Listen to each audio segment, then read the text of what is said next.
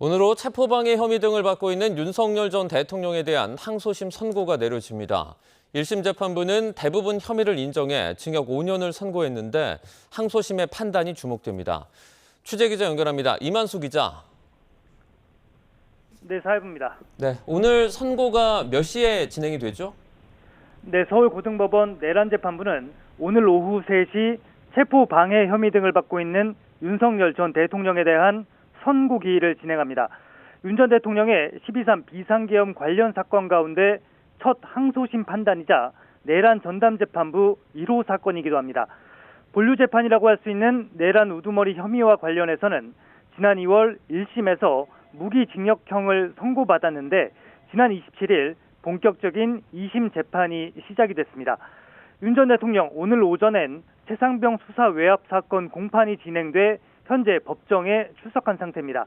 체포방해 사건은 1심과 마찬가지로 모두 생중계가 되고 YTN도 실시간으로 재판 소식을 전해드릴 예정입니다. 네, 윤 전 대통령이 받고 있는 혐의는 어떻게 됩니까? 네, 먼저 윤석열 전 대통령은 자신에 대한 공수처의 체포영장 집행을 방해한 혐의를 받고 있습니다. 윤 전 대통령은 또 비상계엄 선포 국무회의 당시에 일부 국무위원을 소집하지 않아서 심의권을 침해한 혐의 등도 받고 있습니다.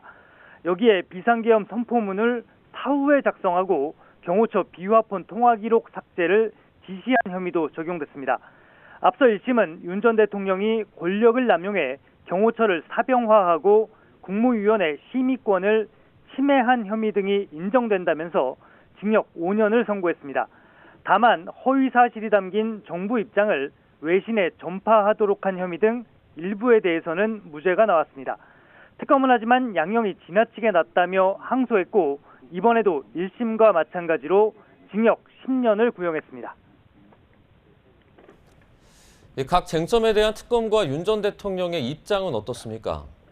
네, 먼저 특검은 지난 6일 항소심 결심 공판에서 윤 전 대통령이 헌정 질서를 파괴하고 공권력을 사유화해 죄질이 불량하다고 꼬집었습니다. 여기에 범행을 부인하고 하급자들에게 책임을 전가하는 등 전혀 반성하지 않고 있다고도 지적했습니다. 반면 윤 전 대통령 측은 공수처의 내란죄 수사권이 없다는 주장을 되풀이하면서 혐의를 부인했습니다. 윤 전 대통령도 결심 공판 최후 진술에서 대통령 관저에 무단으로 들어온 이들에게 퇴거 요청을 하는 것은 경호관의 당연한 직무라면서 자신이 거액의 정치 자금을 받은 것도 아니지 않느냐고 반박했습니다. 양측의 입장이 이렇게 첨예하게 갈리는 가운데 오늘 항소심이 어떤 판단을 내릴지 주목됩니다. 지금까지 사회부에서 YTN 이만수입니다.